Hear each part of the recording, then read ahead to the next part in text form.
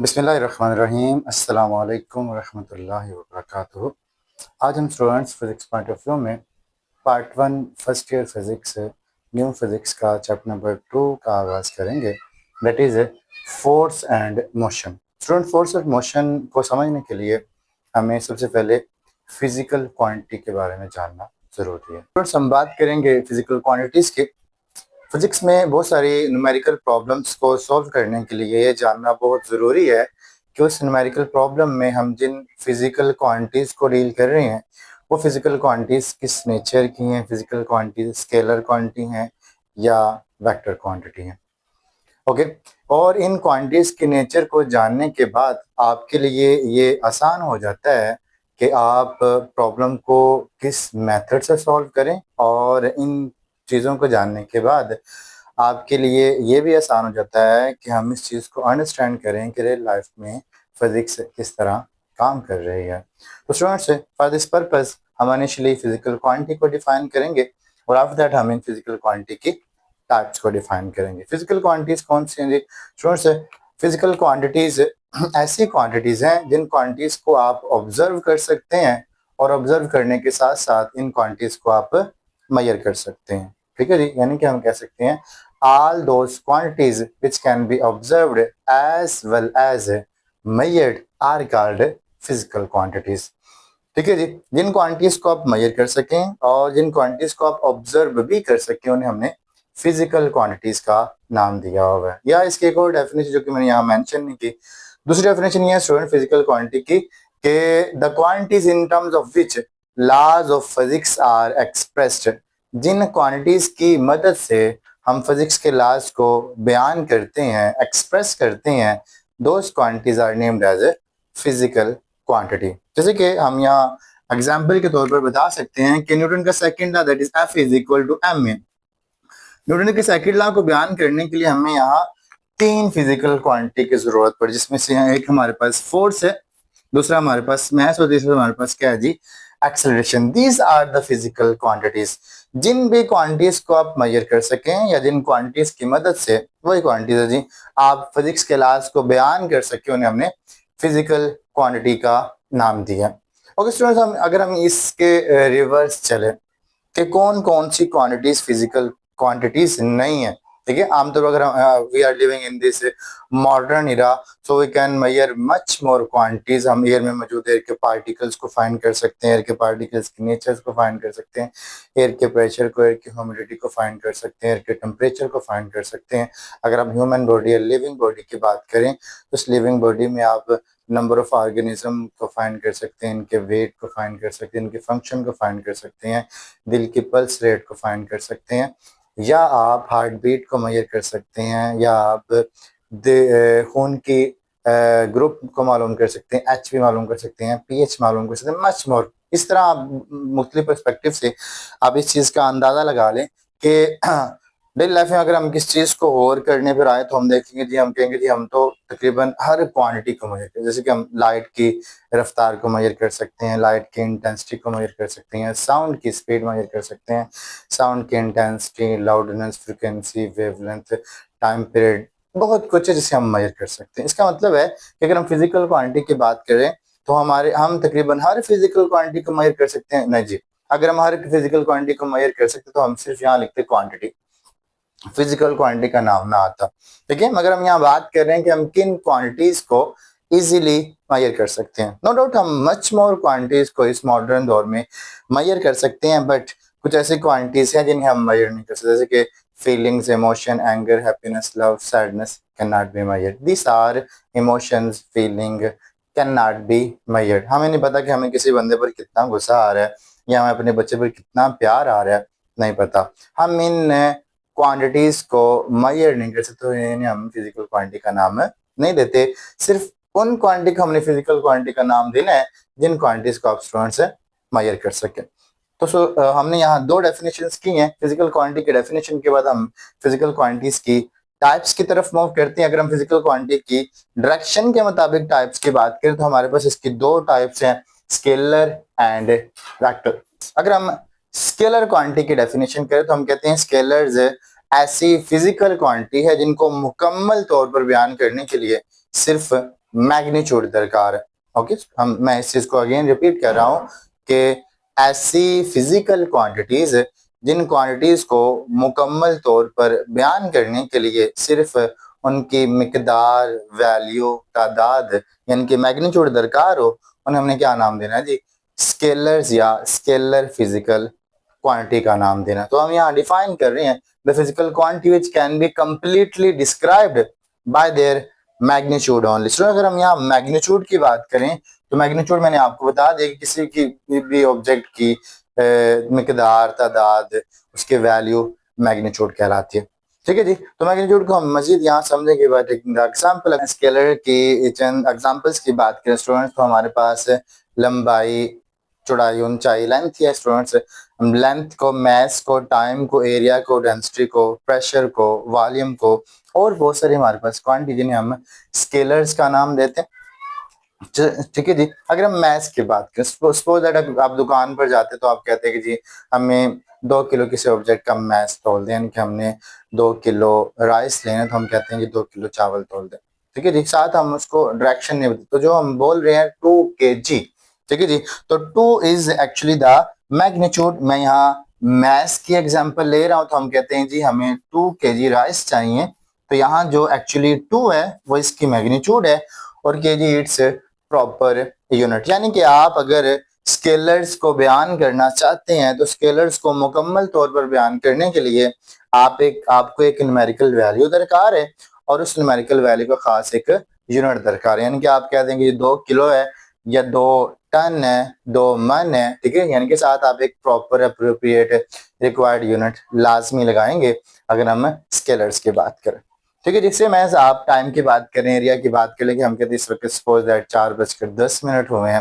ठीक है जी। तो 4 और 10, ठीक है, और साथ हम जो मिनट या सेकंड या आवर्स का लगाएंगे वो इसका प्रॉपर यूनिट है। ठीक है जी। तो हम यहाँ कहते हैं कि हम स्केलर्स को मुकम्मल तौर पर बयान करने के लिए हमें इसकी मैग्नीट्यूड दरकार है और मैग्नीट्यूड को बयान करने के लिए हमारे पास 2 चीजें हैं, एक इसकी न्यूमेरिकल वैल्यू, दूसरे का क्या स्टूडेंट्स यूनिट, और इसकी ये डिफरेंट एग्जाम्पल्स है। ठीक है जी। तो यहाँ से आप ये भी चीज जज कर सकते हैं कि स्केलर्स डायरेक्शन लेस है, स्केलर्स की डायरेक्शन है नहीं होती, इसकी एक न्यूमेरिकल वैल्यू है और इसका एक खास यूनिट होगा। ठीक है, और ये यूनिट अपनी क्वांटिटी के नेचर के मुताबिक सेट किया जाएगा। अगर हम वेक्टर्स की बात करें students, vectors are also the second types of physical quantities. अगर हम वेक्टर की डेफिनेशन करें तो हम कहते हैं students the physical quantities which can be completely described by their magnitude as well as direction। Okay students, scalars की definition में हमने मैग्नीट्यूड के साथ डायरेक्शन को एसोसिएट नहीं किया, लेकिन यहाँ हम सारा डायरेक्शन को एसोसिएट कर रहे हैं। जैसे मैंने स्टार्ट पर बताया स्टूडेंट्स कि बहुत सारे न्यूमेरिकल प्रॉब्लम्स को सॉल्व करने के लिए हमारे लिए ये जानना जरूरी है कि उस फिजिकल क्वांटिटी की नेचर क्या। अगर अब वो क्वांटिटी फैक्टर क्वांटिटी होगी, ठीक है, तो हमें उसकी खास डायरेक्शन भी बतानी पड़ेगी। ठीक है जी। तो हम कहते हैं स्टूडेंट्स स्केलर वेक्टर्स ऐसी फिजिकल क्वांटिटी या ऐसी क्वांटिटीज हैं जिनको मुकम्मल तौर पर बयान करनी है, जिनकी मुकम्मल सेंस के लिए आपको मैग्नीट्यूड के साथ साथ उनकी सिमत, उनकी डायरेक्शन भी बताना लाजमी। उन्हें हमने क्या नाम दिया है? वेक्टर्स का नाम दिया है। तो आप वेक्टर्स की एक सिंपल डेफिनेशन कर सकते हैं, the physical quantity which have both magnitude and direction, या the physical quantities which can be completely described by their magnitude as well as a direction. So I am defining the term the physical quantity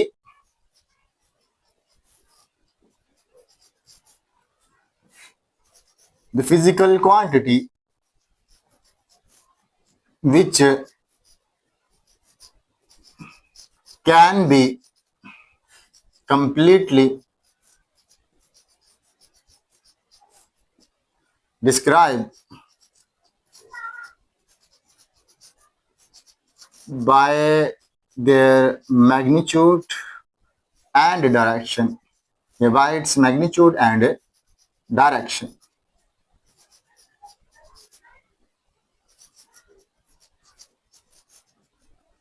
This physical quantity will be named as vector या vector physical quantity। Okay students, vectors के अगर हम example की बात करें, जैसे मैंने पहले बोला था वेक्टर के हमारे पास एग्जांपल फोर्स है, वेलोसिटी, एक्सेलरेशन है, टॉर्क है, मोमेंटम है। हमारे पास बहुत सारे एग्जांपल्स हैं, हम यहाँ इनके एग्जांपल्स को डील करेंगे। Examples for the vectors. तो वेक्टर्स में हमारे पास जो सिंपलेस्ट एग्जाम्पल आ रही है दैट इज द डिस्प्लेसमेंट।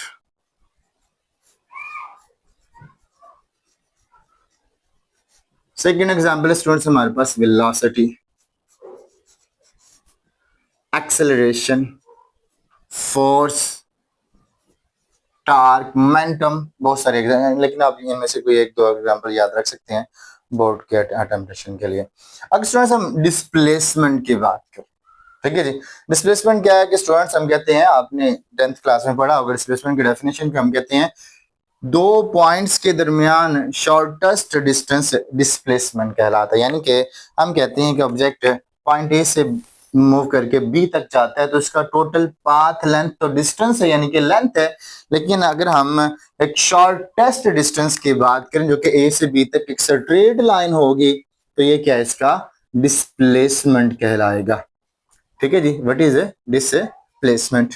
मैं डिस्प्लेसमेंट को यहाँ एड्रेस से डिनोट कर रहा हूँ स्टूडेंट्स। जैसे कि सपोज दैट अगर कोई पर्सन हमसे कोई एड्रेस पूछता है, खास जगह का एड्रेस पूछता है कि जी उस पर्सन ने, ठीक है, लाहौर के बत्ती चौक से यादगार तक जाना है, ठीक है, and he is totally unaware unknown about that location, कि उसे कोई नहीं पता कि जी वो उस चीज के, ठीक है, लोकेशन क्या है या वहाँ बिल्डिंग्स कैसी हैं, टोटली अननोन है। ओके, और अगर आपसे वो एड्रेस पूछता है तो आप कह देंगे सपोज दैट बत्ती चौक से यादगार यहाँ से, मान लें सपोज दैट, मैं करेक्टली नहीं कह रहा, मैं कहता हूँ जी 5 किलोमीटर दूर, ठीक है जी। अगला उसका सवाल क्या होगा, अगर आप कहते हैं कि जी यहाँ से 5 किलोमीटर दूर है तो अगर उसका सवाल क्या होगा, किस तरफ, किधर, ठीक है, तो आप कहेंगे लेफ्ट, राइट, फॉरवर्ड, बैकवर्ड या नॉर्थ, ईस्ट, वेस्ट, साउथ। यानी कि जो हम लेफ्ट, राइट, फॉरवर्ड, बैकवर्ड या नॉर्थ, ईस्ट, साउथ, वेस्ट कह रहे हैं, these are the associated direction. ठीक है, मैं इन्हें डायरेक्शन का नाम दे रहा हूं कि ये आप खास करके क्या बता रहे हैं, डायरेक्शन। जैसे कि हम कहते हैं कि जी अगर ऑब्जेक्ट ए से बी की तरफ जा रहा है तो उसकी डायरेक्शन ये है, यानी कि हमारे केस में लेफ्ट से राइट साइड की तरफ क्या कर रहा है जी, ये ऑब्जेक्ट मूव कर रहा है और ये स्ट्रेट लाइन डिस्टेंस में क्या कर रहा है जी, मूव कर रहा है। अगर इसकी बात करें तो यहाँ की प्रॉपर डायरेक्शन ही है, कभी डायरेक्शन इधर है, कभी इधर है, कभी इधर है, कभी इधर, कभी इधर, तो हम इसे इसके साथ डायरेक्शन एसोसिएट नहीं करेंगे। हम मैंने जो सी रेड कलर की लाइन ड्रा की, shortest distance which is named as a displacement, तो मैं कहूंगा ये क्या जी, वेक्टर है। ठीक है, अगर हम फोर्स की बात करें कि मैंने कहा फोर्स भी एक वेक्टर है, तो हम वेक्टर से कैसे प्रूव कर सकते हैं स्टूडेंट। तो सपोज दैट हम किसी ऑब्जेक्ट पर 10 न्यूटन की फोर्स लगाते हैं, 20 न्यूटन की फोर्स लगाते हैं। न्यूटन फोर्स का यूनिट जिस तरह से सेकंड टाइम का यूनिट है या मिनट टाइम का यूनिट है या मीटर लेंथ का यूनिट है, सेम एज न्यूटन फोर्स का यूनिट है। ठीक है जी, अगर मैं एक ऑब्जेक्ट पर खास फोर्स लगाता हूँ, सपोज दैट मैंने इस मार्कर पर फोर्स लगाई, मैंने इस मार्कर पर फोर्स लगाई, मुझे कोई पर्सन कहता है कि इस मार्कर को यहाँ से इधर लेकर जाओ, ठीक है, यानी कि वो कहता है जी मूव करवाओ, तो मेरा सवाल होगा किस तरफ। ठीक है जी, मैंने अगर इस मार्कर को इधर लेके जाना तो मैं 10 न्यूटन की फोर्स लगाऊंगा, मगर साथ डायरेक्शन भी इसकी रिक्वायर करूंगा क्योंकि मैंने इसे इस तरफ ड्रैग करना है या इसे इस तरफ ड्रैग करना, आप यार डाउनवर्ड ड्रैग करें, यानी कि आप फोर्स तो लगा रहे हैं, फोर्स की मैग्नीट्यूड तो लगा रहे हैं, लेकिन साथ साथ उसकी डायरेक्शन भी एसोसिएट करें कि मैंने इस तरफ मूव करना है। इस जैसे कि आप कोई दरवाजा खोलते हैं तो उसे कहा जाता है कि पुश करें या पुल करें, खींचें या धकेलें। ठीक है जी, तो दैट इज एसोसिएटेड डायरेक्शन कि आपने किसी ऑब्जेक्ट को यहां से इधर लाना है तो इसका मतलब है आप पहले उसकी डायरेक्शन को डिसाइड कर रहे हैं, ठीक है, या यहां से उधर मूव करना है तो आप उसके डायरेक्शन को डिसाइड कर रहे हैं और साथ मूव करवाने के लिए उस पर फोर्स भी लगा रहे हैं, यानी कि उसका वैल्यू भी लगा रहे हैं, दैट इज द मैग्नीट्यूड। इसका मतलब है वेक्टर को कंप्लीटली बयान करने के लिए हमें मैग्नीट्यूड के साथ साथ डायरेक्शन भी बताना पड़े। That is complete definition of a vector. The physical quantity which has both magnitude and direction is called a vector. Okay जी, तो आई होप सो कि आपको समझ आ गई होगी। अगर आपको समझना है स्टूडेंट्स तो आप कमेंट सेक्शन में इजीली सवाल कर सकते हैं। You can freely ask any question. मैं कुछ कहूँगा डिस्क्रिप्शन में अपना मैं फ़ोन नंबर या व्हाट्सअप नंबर बयान कर दूँ, ठीक है, लिख दूँ, प्रोवाइड कर दूँ, तो उस व्हाट्सअप नंबर से कम्युनिटी के ज़रिए या पर्सनल इनबॉक्स पर मुझसे रब्ता कर सकते हैं। अगर आपको कोई भी प्रॉब्लम है या कोई भी एक्स्ट्रा बात अपने टॉपिक के हवाले से, कोर्स के हवाले से पूछना चाहते हैं, you are most welcome. Okay जी, वेक्टर की डेफिनेशन के बाद स्टूडेंट्स हमने वेक्टर की कुछ एग्जांपल्स ली, ठीक है, और अब नेक्स्ट बात करते हैं स्टूडेंट्स से कुछ इंपॉर्टेंट कॉन्सेप्ट के। इंपॉर्टेंट कॉन्सेप्ट क्या है स्टूडेंट्स कि अगर हम स्केलर और वेक्टर्स में थोड़ा सा डिफरेंस बयान करें, एक तो हमारे पास फादर डिफरेंस है कि स्केलर्स की डायरेक्शन नहीं है, वेक्टर्स की डायरेक्शन है।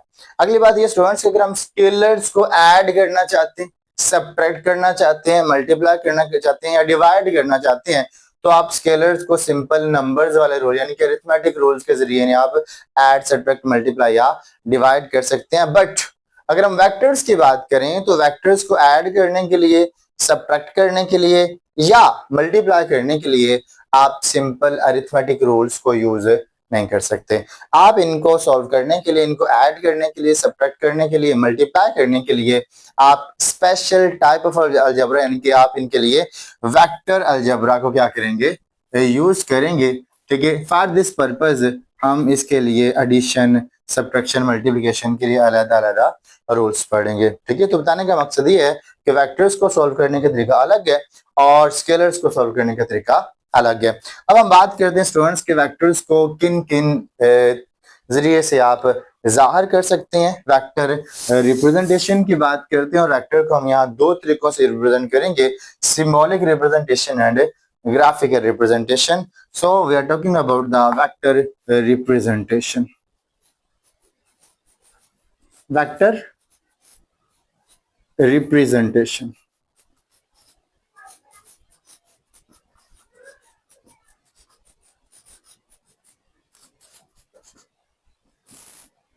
वेक्टर रिप्रेजेंटेशन में हमारे पास फर्स्ट रिप्रेजेंटेशन है जी सिंबॉलिक रिप्रेजेंटेशन।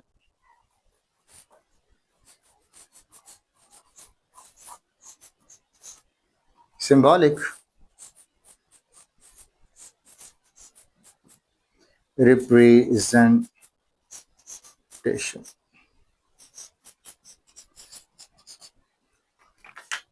सिंबॉलिक यानी कि अलामती तौर पर आप वेक्टर को कैसे जाहिर कर सकते हैं। तो स्टूडेंट्स वेक्टर को अलामती तौर पर सिंबॉलिकली जाहिर करने के लिए आप अल्फाबेटिकल लेटर्स का इंतखाब यानी कि एबीसी लेटर का इंतखाब करते हैं। दैट अल्फाबेटिकल लेटर में भी स्मॉल लेटर और कैपिटल लेटर, वो अल्फाबेटिकल लेटर स्मॉल लेटर भी हो सकते हैं या कैपिटल लेटर हो सकते हैं। अगला अगला काम ये है स्टूडेंट्स कि हमने अल्फाबेटिकल लेटर्स को चूज कर लिया। सपोज दैट मैंने किसी वेक्टर को जाहिर करना है तो मैंने उसके के लिए सिंबल ए चूज किया।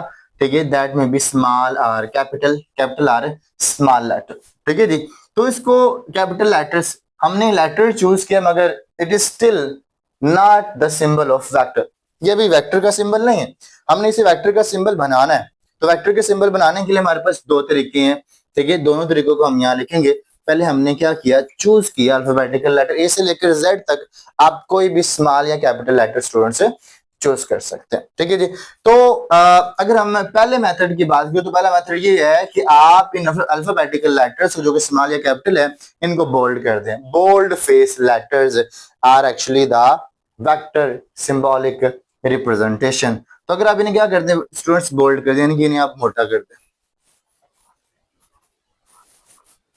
और मोस्टली आपकी टेक्स्ट बुक में अगर किसी वेक्टर को शो करेगा तो मोस्टली क्या करेगा, उसे बोल्ड करेगा। इनके बोल्ड फेस लेटर है actually the symbolic representation of a vector. या अगर आप बोल्ड नहीं करना चाहते तो क्या करें, आप इन लेटर्स के ऊपर या नीचे एरो हेड लगा दें।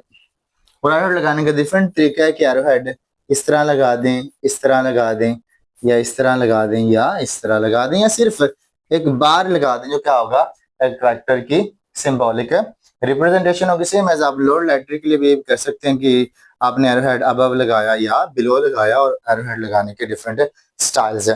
This is actually the symbolic representation.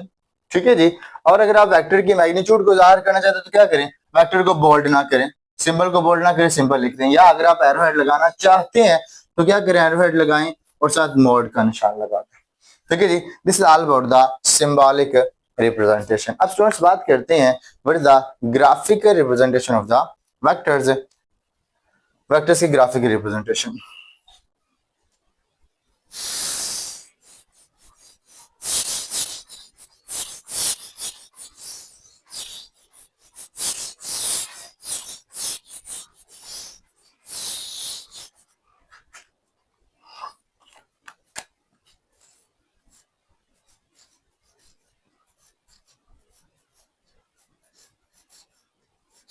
Graphical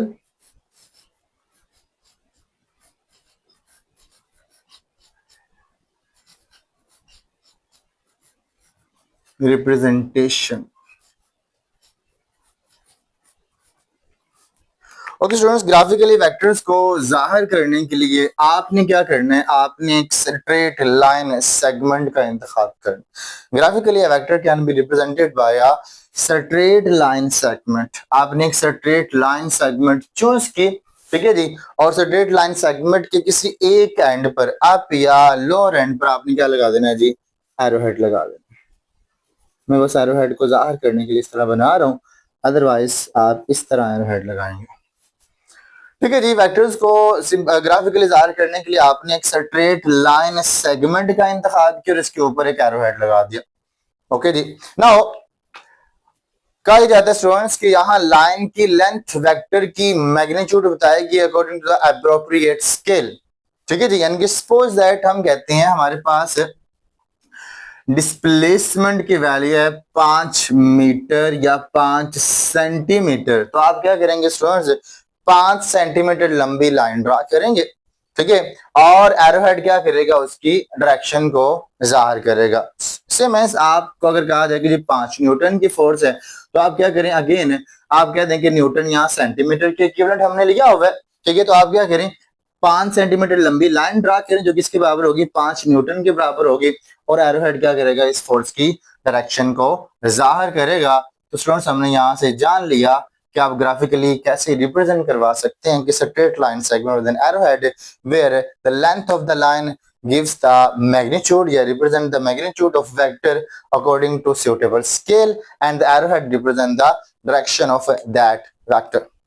ठीक है जी, तो ग्राफिकल रिप्रेजेंटेशन के बाद हम वेक्टर्स की चंद टाइप्स की बात करेंगे जो कि आपको अगले कॉन्सेप्ट को समझने के लिए लाजमी है। ओके स्टूडेंट्स, हम बात करते हैं पैरेलल वेक्टर्स की। पैरेलल वेक्टर्स क्या है, two vector who have whose direction is same या two vectors which points in the same direction are called parallel vector। तो हम डिफाइन करें two vector which points in the same direction, which point in the same direction या having the same direction are called parallel vector. यानी कि हम यहाँ example ले सकते हैं कि एक वेक्टर हमारे पास ये स्टूडेंट्स और दूसरा वेक्टर हमारे पास ये है, लेकिन ये दोनों की अगर डायरेक्शन सेम है, हम देख सकते हैं दोनों की डायरेक्शन सेम है, these are called parallel vector. और याद रखें स्टूडेंट्स, पैरेलल वेक्टर्स के दरमियान एंगल थीटा होगा 0 डिग्री। ठीक है जी, पैरेलल वेक्टर्स के बाद स्टूडेंट्स हम बात करते हैं इक्वल वेक्टर्स।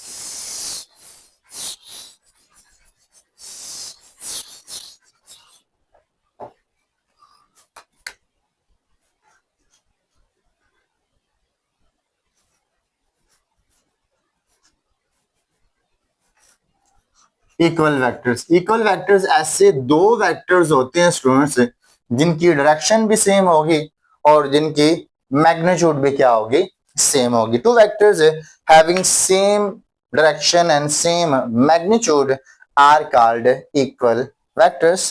ठीक है, जैसे कि अगर हम ग्राफिकली जाहिर करें स्टूडेंट्स, तो हम इन्हें कुछ यूं जाहिर कर सकते हैं कि अगर हमारे पास ये दो वेक्टर हैं, एक ये वेक्टर ए है और दूसरा ये वेक्टर बी है, और हम कहते हैं students both vectors are pointing in the same direction and also both vectors have the same length or magnitude, so these vectors are equal vectors। ठीक है, तो हम इसे डिफाइन कर रहे हैं, two vectors having same magnitude and direction।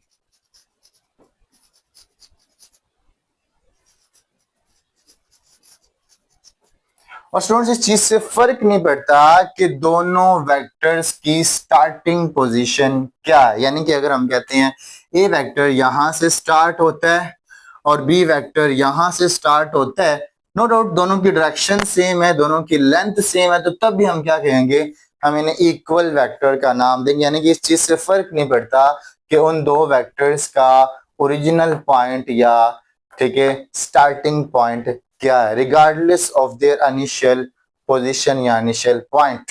ठीक है, regardless of their initial point यानी कि उनकी स्टार्टिंग पॉइंट से बालातर होकर स्टार्टिंग पॉइंट मैटर नहीं करता, जहां से मर्जी स्टार्ट करें। हमारी कंडीशन ये है कि हम जिन दो वेक्टर्स को इक्वल वेक्टर्स का नाम दे रहे हैं उन दोनों वेक्टर्स की डायरेक्शन सेम हो और दोनों वेक्टर्स के क्या हो, मैग्नीट्यूड यानी कि लेंथ क्या हो, सेम हो। So they will be named as equal vectors. Okay जी, इक्वल वेक्टर्स के बाद स्टूडेंट्स बात करते हैं नल वेक्टर की।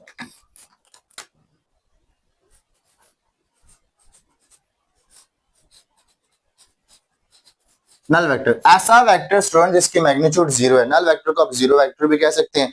ऐसा वेक्टर जिसकी मैग्नीट्यूड जीरो है और इसकी डायरेक्शन कोई खास नहीं है, डायरेक्शन के बारे में कोई इल्म नहीं है, तो हम कहेंगे direction is arbitrary, that is named as a null vector. The vector whose magnitude is zero and direction is arbitrary is called null vector. इसकी आप डेफिनेशन लिख सकते हैं। इसके बाद स्टूडेंट्स बात करते हैं एंटी पैरेलल वेक्टर की।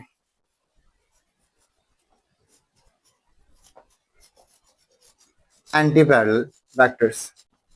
एंटी पैरेलल, इस पैरेलल वेक्टर की ऑपोजिट इसकी डेफिनेशन होगी two vectors whose direction is opposite to each other. ऐसे दो वेक्टर जिनकी डायरेक्शन एक दूसरे की ऑपोजिट है हम क्या नाम देंगे स्टूडेंट्स, एंटी पैरेलल का नाम। यानी सपोज एक वेक्टर की डायरेक्शन राइट साइड की तरफ है, दूसरे वेक्टर की डायरेक्शन क्या है, लेफ्ट साइड की तरफ है, तो हम कहेंगे दोनों वेक्टर्स क्या हैं जी, एंटी पैरेलल वेक्टर। ठीक है। और आखिरी हम डेफिनेशन कह रहे हैं यहाँ नेगेटिव वेक्टर की। नेगेटिव वेक्टर से क्या मुराद है, नेगेटिव वेक्टर्स। नेगेटिव वेक्टर्स क्या है, ऐसे दो वेक्टर्स जिनकी मैग्नीट्यूड तो सेम है लेकिन डायरेक्शन क्या है, अपोजिट। ठीक है। यानी कि सपोज दैट हम कहते हैं स्टूडेंट्स हमारे पास ए वेक्टर ये है और बी वेक्टर इसके ऑपोजिट है, तो हम इस बी को माइनस ए का नाम दे सकते हैं। These are called negative vectors. Okay students, next lecture में हम इन वेक्टर्स के डिफरेंट ऑपरेशंस को डिस्कस करेंगे। ठीक है। अगर आपको वीडियो पसंद आए तो लाइक करें, सब्सक्राइब करें, कमेंट करें। ठीक है जी, support us. Thank you very much. अल्लाह हाफिज।